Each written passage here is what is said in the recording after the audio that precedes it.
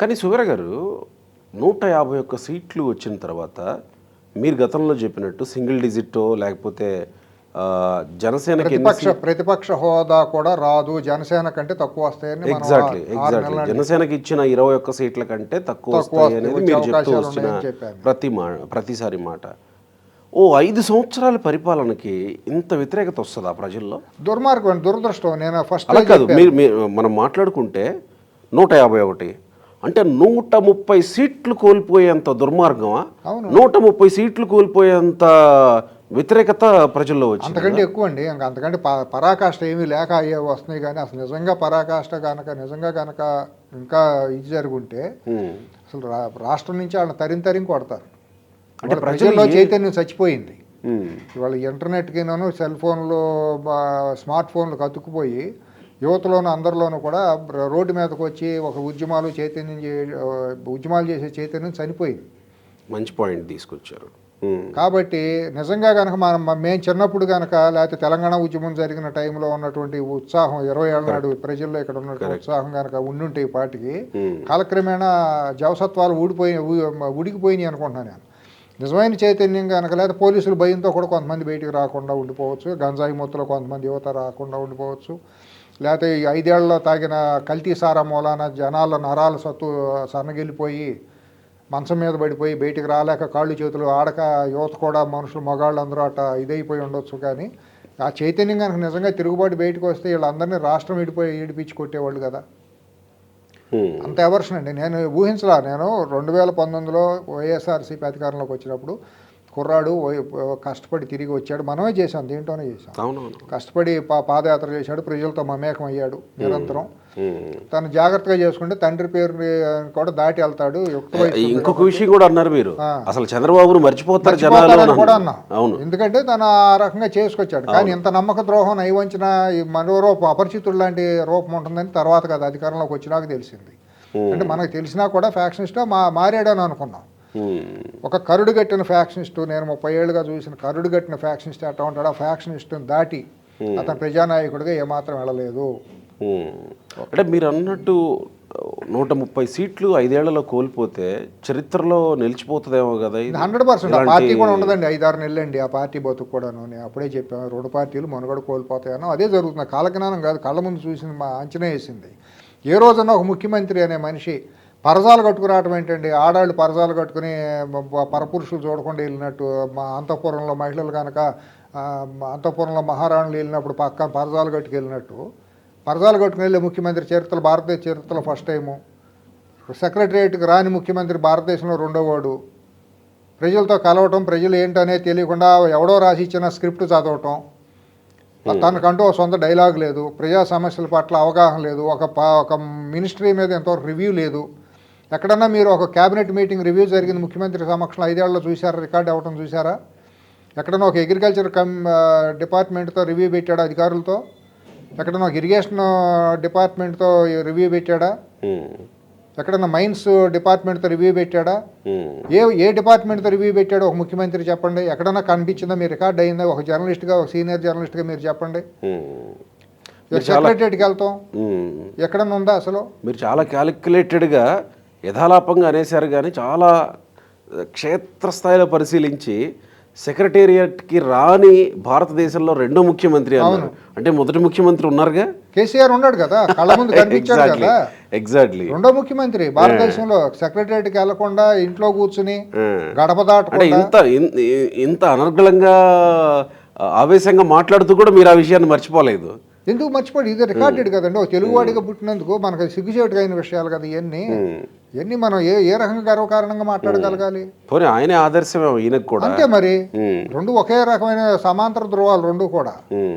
అందుకని ఒకరినొకరు కాపాడుకోవడం, ఇది చేసుకోవడం జరిగింది ఇద్దరి మధ్య అవినాభావ సంబంధాలు. జాతిని నాశనం చేయటంలో ఇక్కడ తెలంగాణ జాతిని నాశనం చేయటం, అక్కడ ఆంధ్ర జాతిని నాశనం చేయటం, ఇద్దరు కూడా సమానంగా పోటీపడి చేశారు కూడబలుకొని. అంటే మీరు చెప్తున్న ప్రతిపక్ష హోదా కూడా రాని పరిస్థితికి పడిపోవడం అని అంటే మరి అది అతిశయోక్తి లేకపోతే 4వ తారీఖున చూస్తారు కదా. ఇప్పుడు అతిశయోక్తి కాకపోతే చంద్రబాబు నాయుడు అనే తెలుగుదేశం పార్టీకి 23 సీట్లు రావడం ఎవరిని ఊహించారా? కరెక్ట్. అసాంఘిక శక్తి చంద్రబాబు దుర్మార్గంగా ఏమన్నా క్రూరంగా పాలించాడు 5 ఏళ్ళు. 5 ఏళ్ళు రాష్ట్రంలో అభివృద్ధి జరగలేదా? ఇండస్ట్రీ రాలేదా? తిరుపతిలో నుంచి మొదలెడితే మీకు విశాఖపట్నం వరకు రోడ్లు ఎక్కడ వేయలేదా? ఒక కొత్త రాజధాని అనే దాన్ని రూపకల్పన జరగలేదా? ఒక పోలవరం 70% కంప్లీట్ కాలేదా? విదేశీ పెట్టుబడిదారులు నిరంతరం వచ్చి అక్కడ సమ్మిట్లు జరగడం, నిరంతరం ఒక హడావుడి జరగలేదా? ఈ విదేశీ నిధులు కియా మోటార్స్ లాంటివి రాలేదా? అంతర్జాతీయ స్థాయిలో ఆంధ్రప్రదేశ్ వైపు అందరూ పారిశ్రామికవేత్తలు అందరూ చూడలేదా? అది పాపమా? ఆయన అరాచకం పాలన అది. అంత పాలన చేసిన మనిషికి 23 సీట్లు ఇచ్చిన జాతి దుర్మార్గంగా దారుణంగా హింసించి మోసం చేసి వంచబడితే వాళ్ళు తీర్పు ఎట్టా ఉంటుంది అనుకుంటున్నారు మీరు? ప్రజల్ని బిచ్చగాళ్ళని చేసేసి వాళ్ళని నేను ఇచ్చిన డబ్బులతోనే నువ్వు బతకాలి అని చెప్పటం, ప్రజలకి కార్మికులకి కర్షకులకి పని లేకుండా చేయడం, ఇసుక దొరకదు, నిర్మాణ రంగం కుదేలైపోయింది, నిర్మాణ రంగానికి అనుబంధ రంగాలన్నీ కుదేలైపోయినాయి, దాని మీద బతికే రాడ్ బెండర్లు, తాపీ మేస్త్రులు, ఎలక్ట్రీషియన్స్, రకరకాల మంది ఉంటారు, ఫాల్ సీలింగ్ చేసేవాళ్ళు, కార్పెంటర్లు, ఇవన్నీ కుదేలైపోయినాయి ఈ వ్యవస్థలన్నీ. రోడ్లు ఎక్కడా లేవా? ఆటోలు మీద నేను 10,000 ఇచ్చాను, ఆటోకి 10,000 ఇచ్చేస్తే ఆటో ఇచ్చిన తర్వాత రోడ్లు బాగానప్పుడు అడిగే రిపేర్కి ఎంత సంవత్సరానికి? నేను 10,000 ఇచ్చేసాను, నువ్వు జీవితాంతం ఆటో తోలుకుని బతుకు, లేకపోతే 5 ఏళ్ళు ఉద్యోగం ఇచ్చాను, నువ్వు జీవితాంతం అక్కడితోనే సావు అని చెప్పడమా? వాళ్ళ జీవన ప్రమాణాలు మెరుగుపరచడమా? నువ్వు నీ 5 సంవత్సరాల్లో ఒక జాతీయ కంపెనీ ఒకటి వచ్చింది, అంతర్జాతీయ వదిలేసేయండి, జాతీయ స్థాయి కంపెనీ నా టాటా కానీ రిలయన్స్ కానీ ఇంకొకళ్ళు కానీ ఏమన్నా వచ్చారా? ఒక అదాని అని అక్రమంగా వచ్చి ఆ దుర్మార్గంగా వచ్చినట్టుగా నువ్వు పోర్టులు రాసి ఇచ్చేసావు. ఇవాళ రాసిన పోర్టులో జరుగుతుంది ఏంటి? డ్రగ్ ఇంపోర్ట్ జరుగుతుంది, అసాంఘికమైన ఎక్స్పోర్ట్స్ ఇంపోర్ట్స్ జరుగుతున్నాయి ఇవాళ. అంటే ఒక రంగం అని కాకుండా అన్ని రంగాలు మీద ఇంపాక్ట్ పడింది. అన్నిటి మీద అండి, ఎవరి మీద ఎవరు సుఖంగా లేరు కదా. ఇప్పుడు ప్రతి ఇంటికి ఒక వయసు వచ్చిన ఆడపిల్ల మగపిల్లడు ఉంటారా? చదువుకునే వాళ్ళు ఉంటారా? విద్యారంగం కుదేలైపోయిందా? ఇవాళ ట్యాబుల పేరుతో మీరు ఇచ్చేసేసి బైజూస్ అనే ఒక దిక్కుమాల కంపెనీతో మీరు టైప్ పెట్టుకుని ట్యాబులు ఇచ్చారు ఇంటర్నెట్ పేరుతో. టీచర్లు లేరు అక్కడ స్కూల్లో. ఆ యుక్త వయసులోకి అడుగు పెడుతున్నటువంటి 10-12 ఏళ్ల వయసులో కౌమారంగా వయసులో దాటి క్రాస్ అయ్యే వాళ్ళు ఒక కోరికలు మొదలవుతాయి కదా, అదేం కాదు కదా.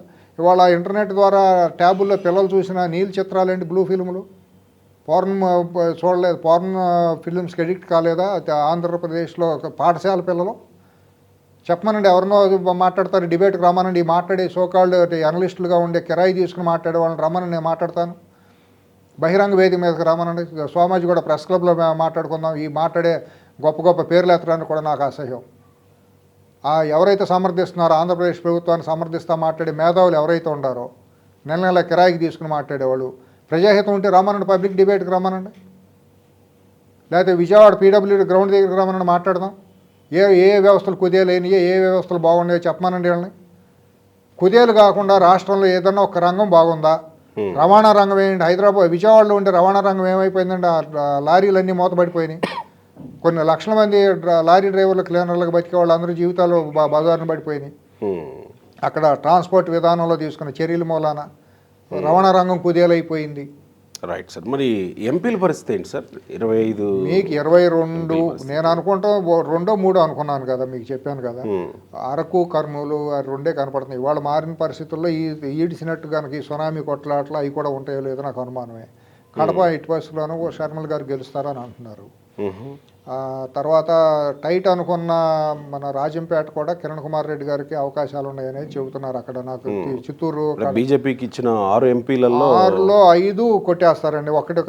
అరకు ఒకటి కొద్దిగా అంటున్నారు, కానీ అరకు కూడా నాకు ఆర్ఎస్ఎస్లో ఒక బలమైన వింగు, క్షేత్రస్థాయిలో పనిచేసే వనవాసి కళ్యాణ్ అనేది చాలా బాగా చేసిందని నాకున్నటువంటిది. కాకపోతే అక్కడ ఏంటంటే క్రిస్టియానిటీ ప్రభావం ఎంతవరకు ఉందో, బలంగా ఉంటుందా? క్రిస్టియానిటీ ప్రభావం కూడా చాలామంది పాస్టర్లు కూడా ఇదయ్యారు. మనం తప్పు చేస్తున్నాము, యేసు ప్రభువు మీద మనం నిత్యం పవిత్ర గ్రంథం చదువుతా కూడా ఇటువంటి మనుషులకి మనం సపోర్ట్ చేయకూడదు. ఎందుకంటే బాబాయిని చంపటం ఇవన్నీ కూడా మరి వాళ్ళ కౌంటే కదా. ఒక డాక్టర్ మరి సుధాకర్ కూడా దళితుడే కదా, మరి ఆయన క్రిస్టియానిటీ చేసేవాళ్ళే కదా, సుబ్రహ్మణ్యం కూడా ఇదే కదా. మరి వీళ్ళందరినీ మరి ఏ గ్రంథం చెప్పింది మనుషులను చంపమని? పవిత్ర గ్రంథం చెప్పలేదుగా, అధికారాన్ని అడ్డం పెట్టుకుని ఈ రకంగా దుర్మార్గం చేయమని. కాబట్టి ఇవన్నీ కూడా కౌంట్ అవుతాయండి.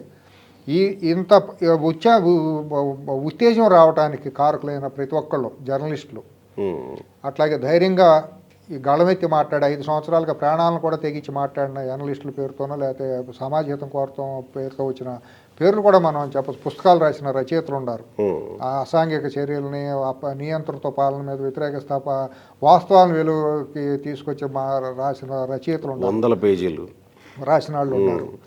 అలాగే నిజంగా ముఖ్యంగా ఏంటంటే పాపం 2 ఆడబిడ్డలు షర్మిల, సునీత, ఇద్దరికీ కూడా హ్యాట్స్ ఆఫ్ అండి. నిజంగా వాళ్ళు చేసిన పోరాటం. చంద్రబాబు గారు అంటే సరే అది ఒక మేరు పర్వతం.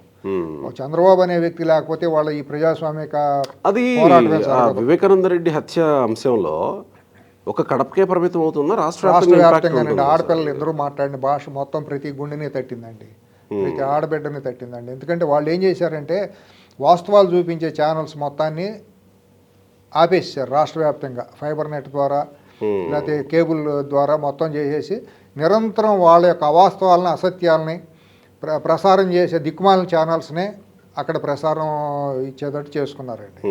అయినా కూడా thanks to the social media ఇవాళ ప్రతి ఇంటికి ప్రతి స్మార్ట్ ఫోన్ వచ్చేసిందండి, యూట్యూబ్ వచ్చిందండి. ఇలాంటి తెలుగు వన్ లాంటి మంచి ఛానల్స్ కూడా నిరంతరం కతి ప్రజాహితం కోసం పోరాడే వాళ్ళందరూ కూడా మాట్లాడింది నిజమే కదా వీళ్ళు మాట్లాడుతుంది అని ఒకళ్ళకి 10 మంది చూశారండి.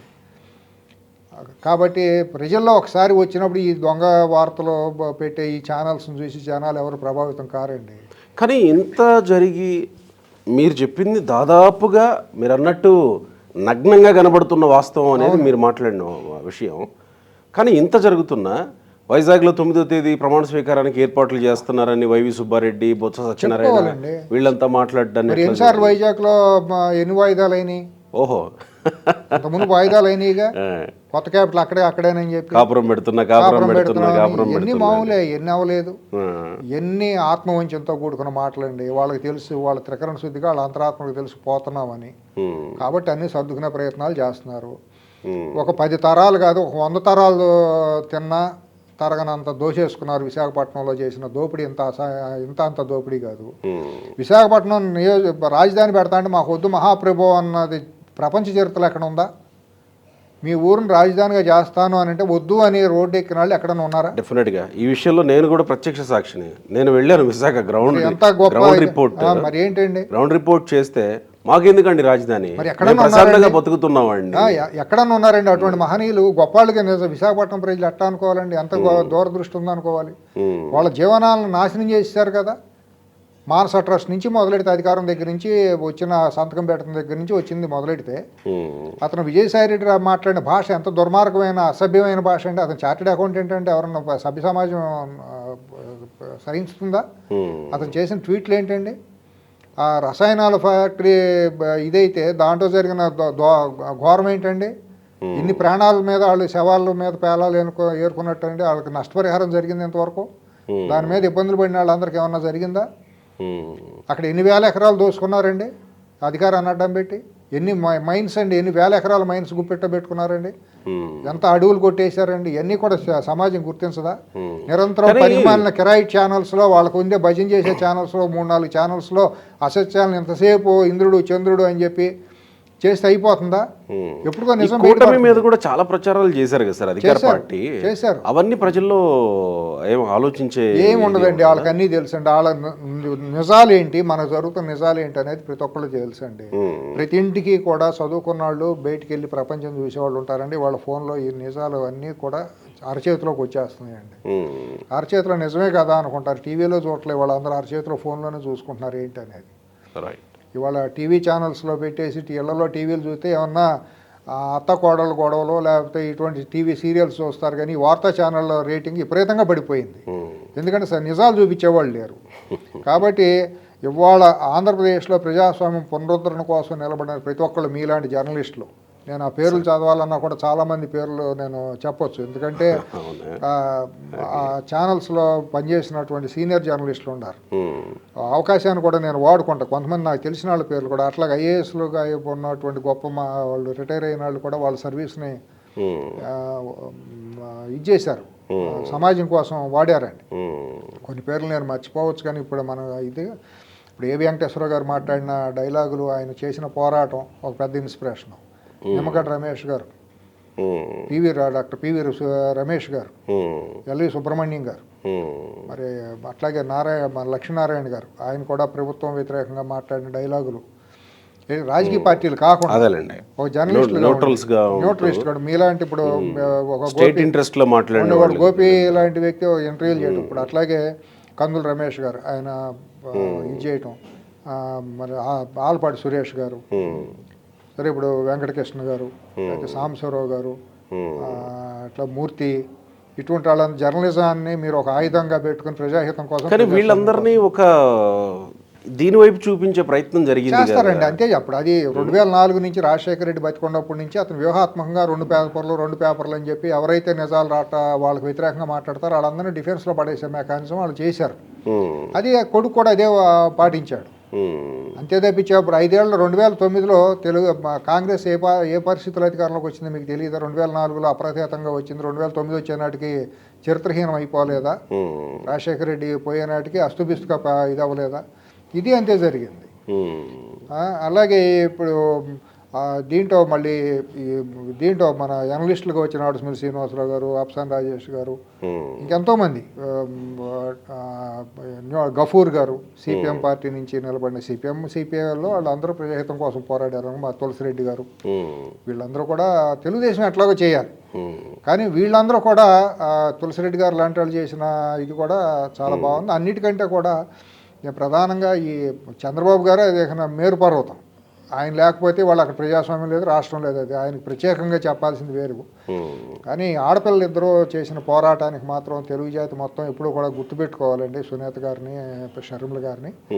వాళ్ళు మాట్లాడిన ప్రతి అక్షరం కూడా, ప్రతి మాట కూడా ఒక బాణాల్లాగా వెళ్ళి తగలాల్సిన చోట తగిలిని, బయటికి లాగాల్సిన మొత్తం కుళ్ళంతా బయటికి లాగేసారు వాళ్ళు. ప్రజలకు చరిత్రలో నిలిచిపోతారు. చరిత్రలో నిలిచిపోతారు. నాయకురాలు నాగమ్మ, మగ ఆడపిల్లలకి వాళ్ళు ఇద్దరు రోల్ మోడల్స్ అండి. నేను అనుకుంటాం ఏంటంటే షర్మిల గారు మాత్రం మంచి నాయకురాలుగా ఎమర్జ్ అవుతారు. అట్లాగే ఈవిడ సునీత గారు కూడా చదువుకునే ఆడపిల్లలందరూ కూడా మనం ఒక రోల్ మోడల్గా ఆవిడని చూపించాల్సినంత ఇది ఆవిడ భాష కానివ్వండి, వాళ్ళు ఎక్కడ తోనకుండా. కడప అయితే మీకు కాన్ఫిడెన్స్ ఉందా సార్? షర్మిల కడప పార్లమెంట్ గెలుస్తారండి. ఆ పులివెందులు వచ్చేటప్పటికి మరి బొటాబడికి బాగా టఫ్ ఫైట్ అవుతుంది అనుకుంటున్నారు. అదే నేను పార్లమెంట్ గురించి అడుగుతున్నా. పార్లమెంట్ అవకాశాలు ట్రయాంగిల్ ఫైట్లో బాగానే ఉందంటున్నారు. ఏమో గుర్రం ఎగరవచ్చు అన్నప్పుడు ఎన్టీ రామారావు గారు, ఇందిరాగాంధీ గారు ఓడిపోతారని ఎవరిని ఊహించారా? ఓడిపోలేదా? అంతకంటే గొప్ప వాళ్ళు ఎవరో. ఇప్పుడు చిరంజీవి గారు ఓడిపోలా, అంత స్టార్డమ్ ఉన్న మనిషి. పవన్ కళ్యాణ్ గారు ఓడిపోలేదా? ఎవరు ఎక్కువ పులివెందులో రేపు అటువంటిది కూడా జరగవచ్చేమో. రైట్ సార్, చెప్పండి. థ్యాంక్ యూ అండి.